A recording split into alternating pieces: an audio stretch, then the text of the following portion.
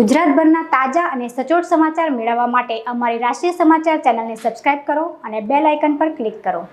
સુરત શહેરમાં છેલ્લા ઘણા સમયથી એટીએમમાં રૂપિયા ઉપાડવા આવતા લોકો સાથે છેતરપિંડીની અનેક ફરિયાદ પોલીસ ચોપડે નોંધાઈ હતી। એટીએમમાં રૂપિયા ઉપાડવા આવતા કાર્ડ ધારકોનો વિશ્વાસ અને ભરોસો કેળવી મદદ કરવાના બહાને નજર ચૂકવી એટીએમ કાર્ડ બદલી નાખવામાં આવતા હતા, જ્યાં બાદમાં તે એટીએમ કાર્ડથી અન્ય સ્થળે જઈ એટીએમમાંથી રૂપિયા ઉપાડી ફરાર થઈ જતા હતા।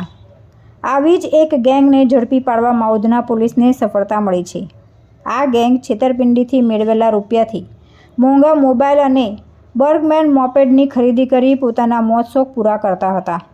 ઉધના પોલીસની ટીમ દ્વારા ઝડપી પાડવામાં આવેલ ગેંગના બંને શખ્સો પાસેથી અલગ અલગ બેંકના 30 જેટલા એટીએમ કાર્ડ મળી આવ્યા છે।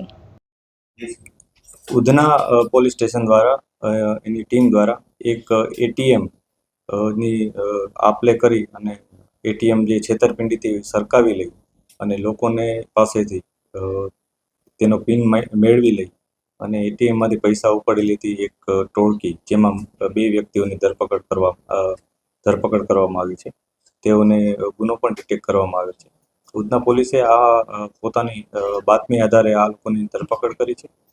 આ બંને વ્યક્તિઓ એક ખાસ એમો અપનાવીને કામ કરતા હતા, જેમાં એક વ્યક્તિનું નામ છે અંકિત ઉર્ફે ભોલા, અંકિત ઉર્ફે લલ્લા, ઉદય બહાદુર યાદવ અને રિતિક ઉર્ફે ભોલા, સુરેન્દ્ર બહાદુર। આ 2 વ્યક્તિઓની પોલીસે ધરપકડ કરી।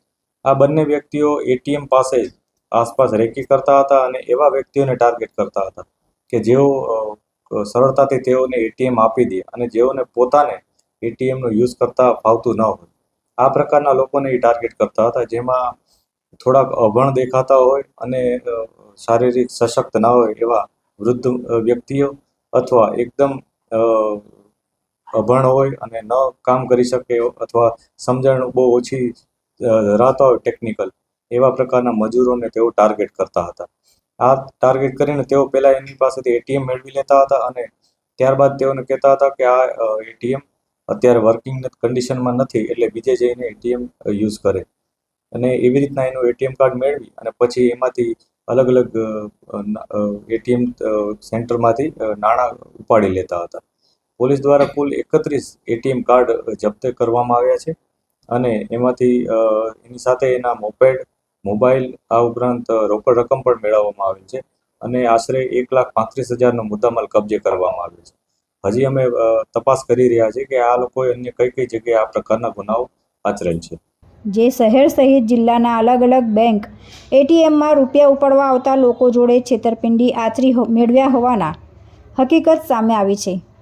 પોતાના મોજ-શોખ પૂરા કરવા આરોપીઓ દ્વારા સુરતના ઉધના, ડિંડોલી, પાંડેસરા, પલસાણા સહિતના જિલ્લાઓમાં પણ આ પ્રકારે અનેક ગુના આચરી ચૂક્યા છે, જે ગુનાઓના ભેદ પણ ઉકેલવાની શક્યતા રહેલી છે।